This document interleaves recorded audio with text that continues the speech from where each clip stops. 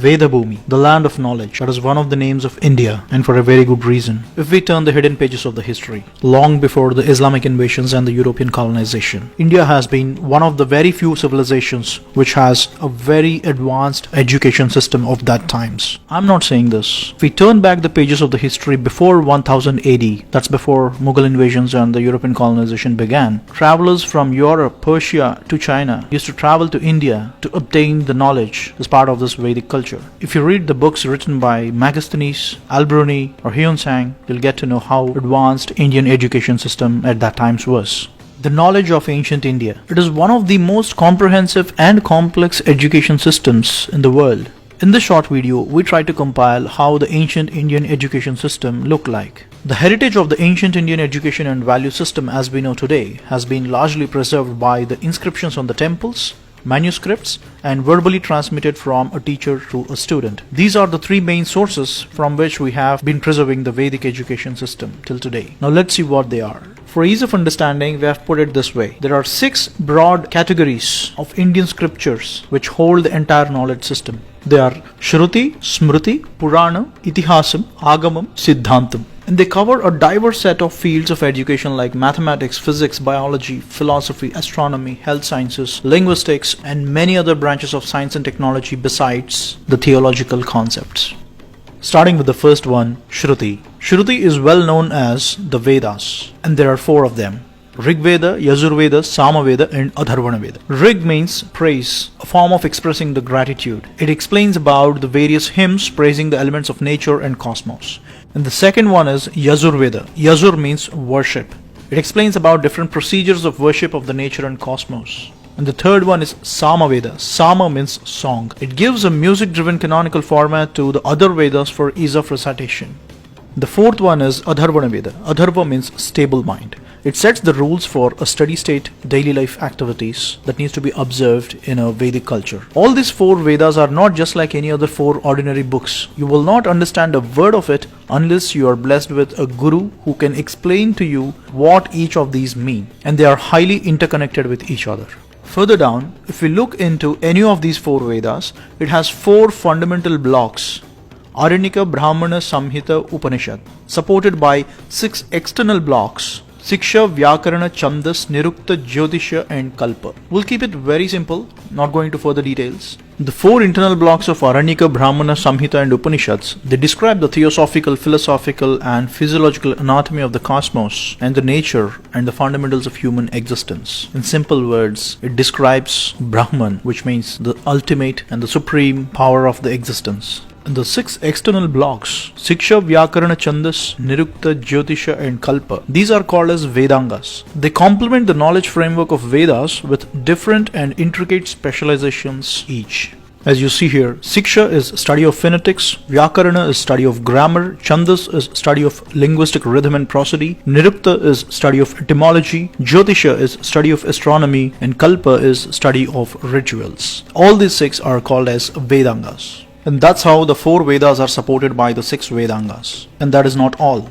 Each of the 4 Vedas have 4 Upavedas as an offspring. Ayurveda, the study of life sciences, ascribing to Rig Veda. Gandharva Veda, study of music, art and dance, ascribing to Sama Veda. Dhanur Veda, study of archery and warfare, ascribing to Yajur Veda. And Ardhashastra, study of business administration and political sciences, ascribing to Atharvana Veda. Now this is the complete picture of what we call today in simple words as Vedas. And one of our prime objectives of this channel, Project Shivoham, is to bring forward this entire knowledge system in a simple format that everybody can understand. We already did a couple of documentaries on Dhanurvedam, Ayurvedam, Sanskrit, and a lot more. And you can find them on our channel. And the next one is Smriti. Smriti is authored by the sages and saints who mastered Shruti, which is the Vedas, and brought in their experiences and revelations. It is much like a thesis that the sages on different branches of studies like theology, philosophy, science, etc. It completely subserves or ascribes to Shruti, which is the final authority. And there are 18 such Smritis written by different rishis. And they are Atri, Vishnu, Harita, Aushanasi, Angirasa, Yama, Apastambha, Samavarta, Katyayana, Brihaspati, Parashara, Vyasa, Shankha, Likita, Daksha, Gautama, Shatatapa, and Vasishtha Smriti. And the next one is Puranam. In very simple words, Puranam is nothing but a historical document. Often Puranam is mistaken as a mythology, but the fact of the matter is it's a historical document that has a 10-dimensional feature. And the 10 are, the first one is Sarga, history of creation of cosmos. Second one is Visarga, history of creation of the worlds. Third, Vrupti, history of evolution of the life. Fourth, Raksha, history of sustenance of life. Fifth, Antarani, history of the time scale and how the time used to be measured in the past. Sixth, Vamsha. Seventh, Vamshanucharita. Both explain about the history of the lineage and the history of the dynasties that ruled Bharat since times immemorial. Eighth, Samstha, history of the catastrophes, all the natural calamities that have occurred in the past. Ninth, Hetu, history of the prime causes of those catastrophes. And the last one is Apasarayaha, history of the Supreme Being or the different incarnations of God. And there are 18 such Puranas, all written by just one Rishi, Sri Vedavyasa. And the 18 are Markandeya Purana, Matsya Purana, Bhagavata, Bhavishya, Brahmanda, Brahma, Brahmavaivarta, Vishnu, Varaha, Vamana, Vayu, Agni, Narada, Padma, Linga, Garuda, Kurma and Skanda Puranas. The amount of knowledge in these Puranas is just incredible. For instance, Agni Puranam explains about different varieties of martial arts. We did a short documentary on Dhanurvedam, extracting details from Agni Puranam and Dhanurveda Samhita. You can check out on our channel.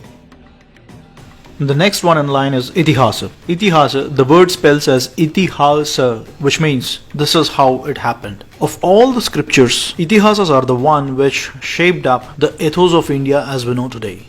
And there are only two Itihasas, Sri Ramayanam and Mahabharatam. These two scriptures are of the highest order which defined, directed and drive the human values in India since thousands of years. And Bhagavad Gita, which is the epitome of all the sacred scriptures, is an integral part of the grand epic of Mahabharatam.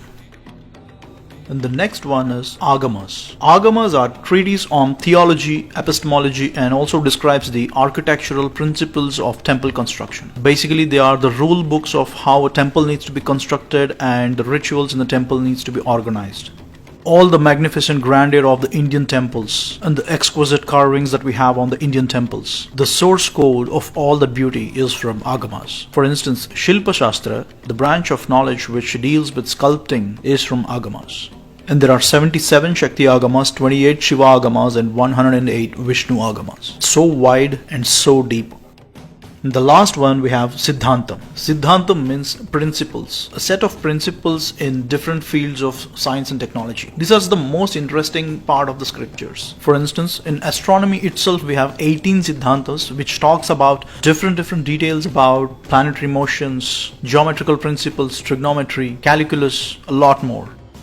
In this category, we have a huge set of scriptures that are in the fields of science and technology. To name a few, Sushruta Samhita by Rishi Sushruta on surgery and medicine, Aryabhattiyam by Aryabhatta on astrophysics and astronomy, Ardhashastra by Chanakya on commerce and business administration, Panchasiddhanta by Varahamihira on treatise of astronomy, Rasendra Mangalam by Nagarjuna on the science of alchemy, and the list goes on and on. And that is a very brief history about the Vedas and the other scriptures of ancient Indian education system. For ease of understanding, we tried to condense a lot, but it is so wide, deep and complex all at the same time. And the backbone for this entire education system is Sanskritam. And if we don't have the competence of Sanskritam, all this knowledge system is good for nothing. Let me give you one example and you will understand it. Here is a slokam from Aryabhattiya, written by Aryabhatta. Yes, the same man whom we celebrate that he invented zero. In this slokam, he gave two scenarios. The first scenario is two bodies moving in opposite directions, and the second scenario is two bodies moving in same direction. He says that time elapsed for R and B to pass through or otherwise is equal to the distance by sum of their speeds. And in the other scenario, it is distance by difference of the speeds. In simple words, he gave the equation of speed is equal to distance by time. This equation of speed is equal to distance by time is the foundation for kinematics, a branch of physics, which is the heart and soul of everything that moves in this world. This equation is the foundation in the engineering of be it a car or a space shuttle. This equation is a revolutionary discovery. But if we don't know how to read Sanskritam, all this is good for nothing.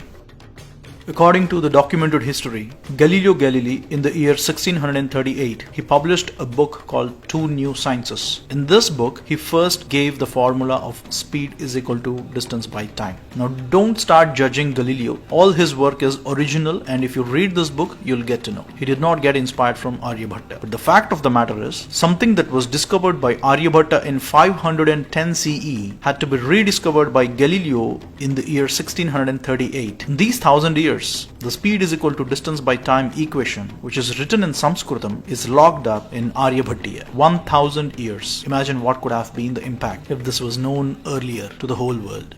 All we know about Aryabhatta is he invented zero, but he has left us a wealth of information.